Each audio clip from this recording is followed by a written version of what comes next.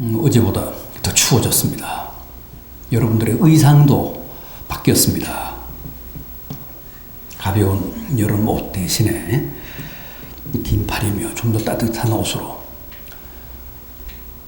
다들 바꿔 입으셨습니다. 제가 오늘 소개해드린 본문도 옷에 관한 얘기입니다. 우리나라 사람들은 참 옷에 관심이 많죠. 의식주라고 하잖아요. 먹는 것보다도, 쓰고 사는 집보다도 옷을 먼저 꼽습니다. 아마 전통적인 체면 문화 때문에 그럴 거예요.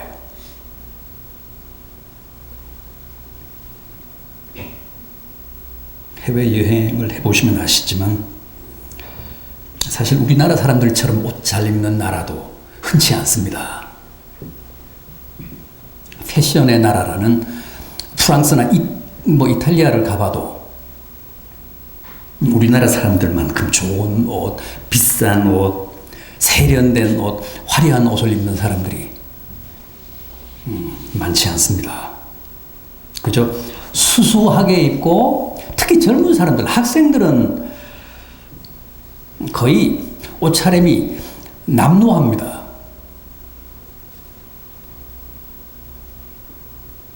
그런데 오늘 본문은 우리 믿는 자들이 가져야 될 옷에 대한 관심은 정작 그런 게 아니라고 합니다. 제가 소개해드린, 제가 읽어드린 본문 12절을 보십시오. 밤이 깊고 낮이 가까웠으니 그러므로 우리가 어둠의 일을 벗고 빛의 갑옷을 입자. 14절 상반절도 보십시오. 오직 주 예수 그리스도로 옷 입고.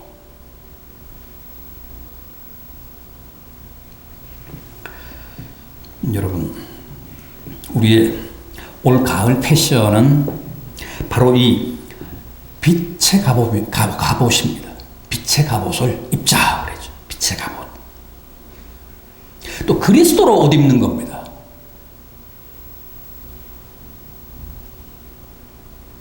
그렇다면 빛의 갑옷으로 코디하라, 그리스도로 옷 입으라는 오늘 이 본문의 말씀, 그 진정한 뜻이 뭘까요?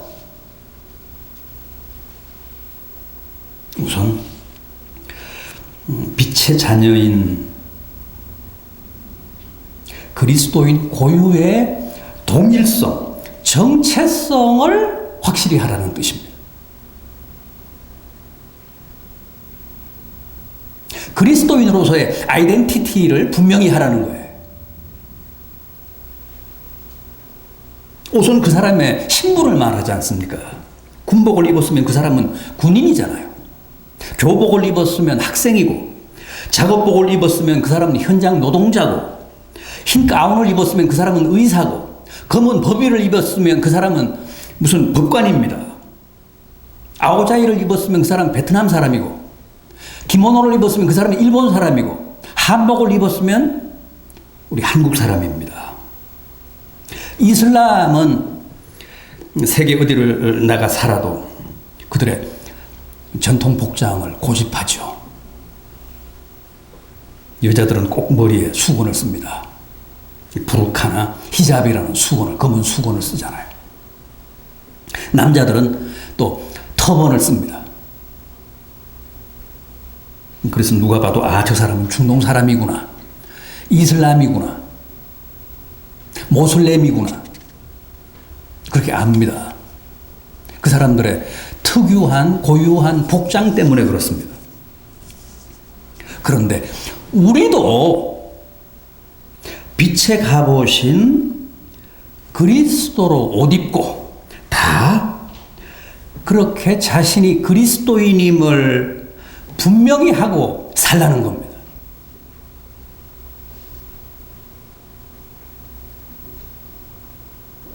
한번 생각해 보십시오. 여러분 자신을 한번 생각해 보십시오.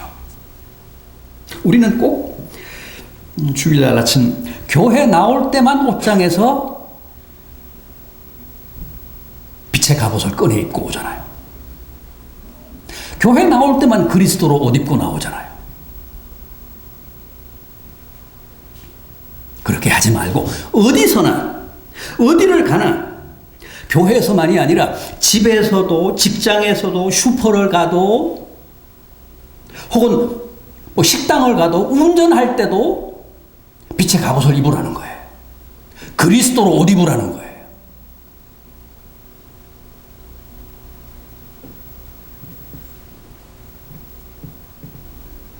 일본을 가도 요즘 참 일본 안 가죠. 일본 가면 맞아 죽죠. 저 베트남을 가도 태국을 가도 무슨 동유럽, 서유럽, 저 북유럽을 가도 항상 그리스도로 옷 입으라는 거예요. 빛의 갑옷을 입고 가라는 거예요. 우리처럼 주일날만 빛의 갑옷 입고 교회 나오지 말고. 그래서 자신이 그리스도인임을 분명히 하라는 겁니다. 언제 어디서나 무엇을 하든 그리스도인의 고유한 동일성을 상실하지 말라는 거예요.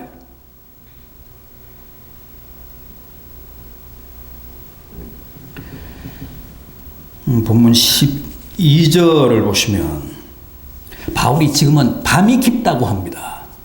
무슨 뜻입니까? 당시 로마 교회가 직면했던, 로마 교회가 겪고 있던 박해 상황을 뜻합니다. 잘 아시는 대로 네로 황제가 로마 시가지에 불을 지르고 그 혐의를 그리스도인들에게 뒤집어 씌웠잖아요. 그래서 날마다 그리스도인들을 체포해다가 참혹하게 살해하고 핍박하던 시대를 비유해서 바울이 지금 여기서 밤이 깊다 그럽니다. 그래서 많은 그리스도인들이 그때 땅속으로 카타콤으로 몸을 피하거나 아니면 배교하거나 아니면 익명의 신자로 살았습니다. 시침을 딱 떼고 전혀 신자가 아닌 것처럼 티를 안 내고 몰래 홀로 믿으면서 그렇게 살았습니다.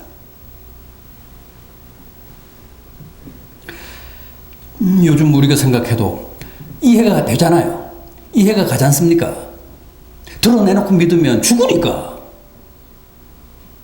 콜로세움 원형극장으로 끌려가서 굶주린 사자에게 뜯기든가 아니면 십자가에 달려서 화형을 당하든가 그렇게 죽으니까 몰래 믿었던 겁니다. 그럼에도 바울은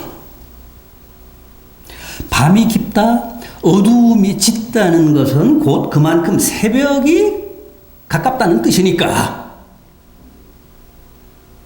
비겁하게, 비굴하게 어두움에 숨어서 믿거나 어두움과 타협하거나 어두움에 동화되거나 그러지 말고 빛의 갑옷을 입고 당당하게 떳떳하게 담대하게 살아라. 그런 뜻입니다.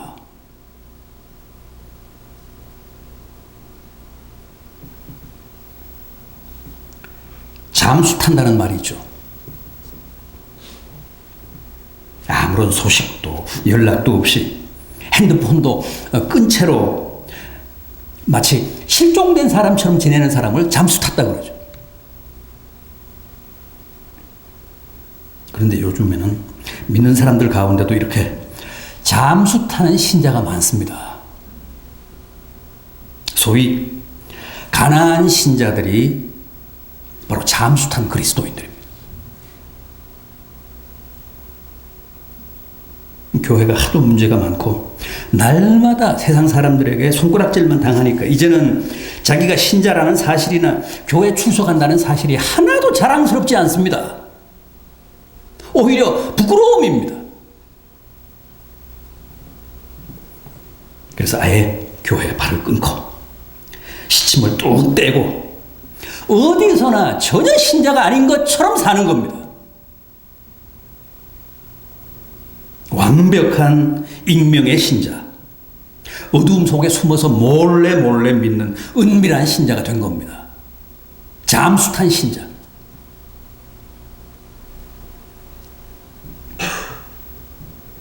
절대 그렇게 믿지 말라는 거예요.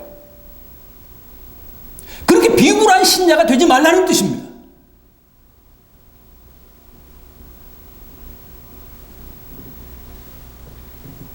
비록 시대가 절망스럽고 어둡고 깊은 밤이라 할지라도 오히려 더 빛의 갑옷과 그리스도로 옷 입고 당당하게, 떳떳하게, 용감하게, 담대하게 살아가는 게, 그게 옳고 맞다는 거예요.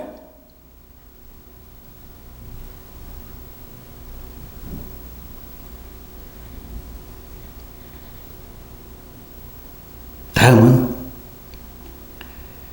빛의 갑옷을 입으라, 그리스도로 옷 입으라는 말씀은 그리스도인의 품위를 지키라는 뜻입니다.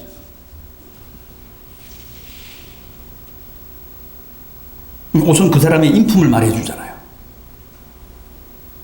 그 사람의 정서와 교양을 말합니다. 많은 경우 그렇습니다. 요즘은 누구나 교회 권위, 성직자의 품위, 신자들의 인격을 인정해 주지 않습니다. 오히려 노골적으로 비웃고 멸시하고 극단적으로 조롱합니다. 기독교를 개독교라고 하잖아요. 신자들이나 교회가 자초한 측면이 많지만 어쨌든 지금은 그런 시대가 됐습니다. 기독교가 개독교가 된 시대.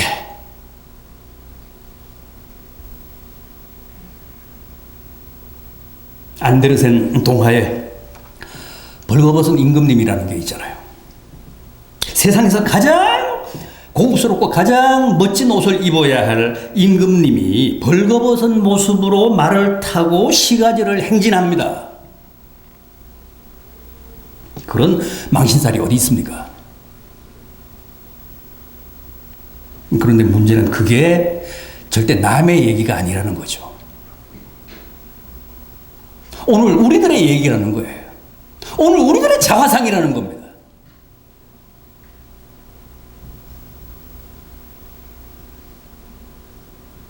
그리스도인이면 당연히 그리스도로 옷 입고 빛의 아들이면 당연히 빛의 갑옷을 입어야 하는데, 그래야 품위가 있는데, 그래야 빛이 나는데, 우리는 지금 맨 벌거벗은 신자, 벌거벗은 목사들 뿐이라는 거예요.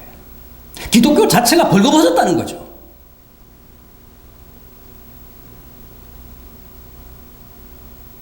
가장 품위 있고 가장 세련된 옷을 입고 있어야 할 기독교가 벌거벗었다는 거예요.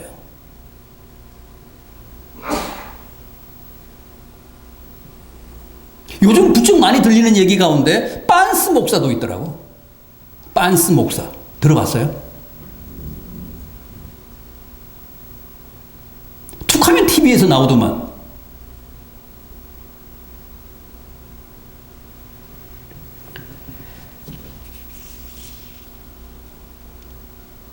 세상 사람들이 다 이렇게 교회를 비웃고 벌거벗은 목사, 벌거벗은 신자들을 조롱하며 있는 대로 멸시하고 있습니다.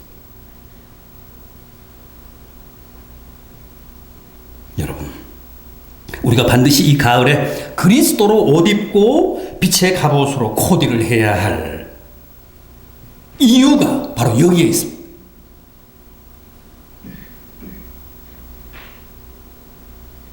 벌거벗은 임금님이 이 시대 우리 믿는 자들의 숨김없는 민낯이라면 이제 빛의 갑옷과 그리스도로 옷 입어 그 벌거벗은 수치를 면하고 반드시 그리스도인 본래의 품위와 격조를 드러내자는 거예요.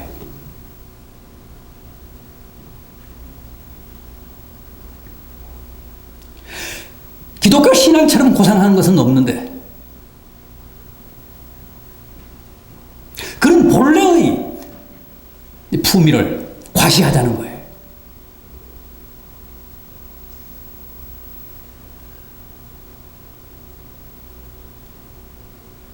바울은 본문 13절에서 그리스도로 옷 입은 품이 있는 삶을 방탕하지 않고 술 취하지 않고 음란과 호색하지 않고 쟁투와 시기하지 않고 늘 단정히 행하는 삶이라고 했습니다. 단정한 삶. 부디 올 가을에는 꼭 빛의 갑옷을 입읍시다. 그리스도로 옷 입읍시다. 그래서 벌거벗은 임금님, 벌거벗은 신자, 벌거벗은 목사 말고 어두움의 옷을 입고 천하게 비루하게 사는 어두움의 자식 말고 다 명실상부한 빛의 자녀들, 그리스도로 코디한 격조 있는 하나님의 자녀들로 살아가는 성도들이 되시기를 바람하지 않습니다. 하나 더 있습니다. 그리스도로 옷 입으라는 말씀은 그리스도를 곧 내 삶의 절대적인 보호자로 삼으라는 뜻입니다. 옷의 중요한 역할, 옷의 중요한 기능 가운데 하나가 바로 우리 몸을 보호해 준다는 거 아닙니까? 그래서 여름에는 얇은 옷을 입지만 가을에는 좀 더 따뜻한 옷을 입습니다. 겨울에는 더 두꺼운 옷을 입습니다. 옷이 우리 몸을 보호해 주니까. 인류 최초의 옷은 아담과 하와가 범죄한 직후에 자신들의 부끄러움을, 자신들의 하체를 가리기 위해서 스스로 무화과나무 잎사귀를 엮어서 치마를 만들었죠. 그런데 그 치마가 금방 말라서 부서지니까 하나님이 다시 가죽으로 옷을 지어 입히셨다고 했습니다. 그렇습니다. 내가 만들고 내가 마련한 옷은 사실 다 무화과나무 잎사귀에 불과합니다. 그래서 나를 제대로 보호해 주지 못합니다. 나를 제대로 지켜주지 못합니다. 반드시 하나님이 지어주신 가죽 옷을 입어야 합니다. 그래야 내 몸과 내 영혼이 보호됩니다. 사람이 만든 옷, 이 세상의 옷들은 그게 아무리 멋지고 비싼 명품이라고 해도 무화과나무 잎사귀로 엮은 치마에 불과하기 때문에 나를 지켜주지 못합니다. 여러분, 내가 모으고 내가 그동안 쌓아 올린 재물이나 권세나 명예나 지위 같은 것은 다 무화과나무 잎사귀로 엮은 치마에 불과합니다. 궁극적으로 나를 보호해 주지 못합니다. 내 안녕을 담보해 주지 못합니다. 그건 금방 말라서 그냥 부서지고 맙니다.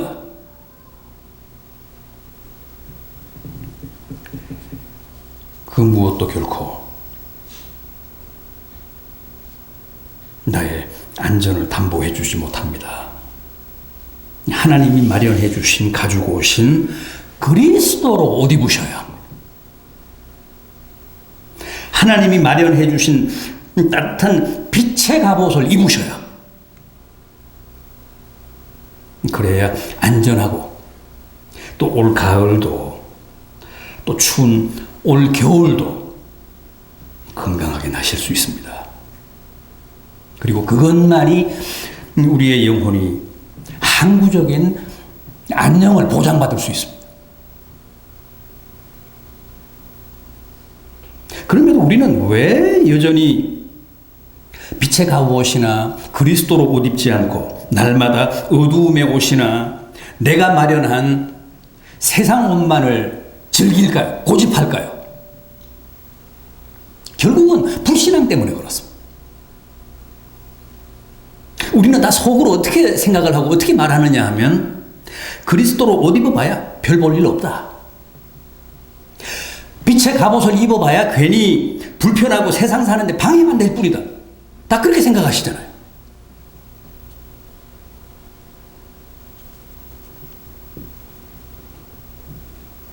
그래서 우리는 오늘도 여전히 어두움의 옷을 벗지 못하고 세상 옷을 포기하지 못하고 살아가고 있습니다. 결국 그렇지 않습니다. 정말 건강하고 안전하고 따뜻한 이 가을을 사시고 또 올 겨울을 맞으시려면 꼭 어두움의 옷, 세상 옷을 과감하게 벗어 던지시고 따뜻한 빛의 갑옷을 입으시고 또 그리스도로 옷 입으셔야 합니다.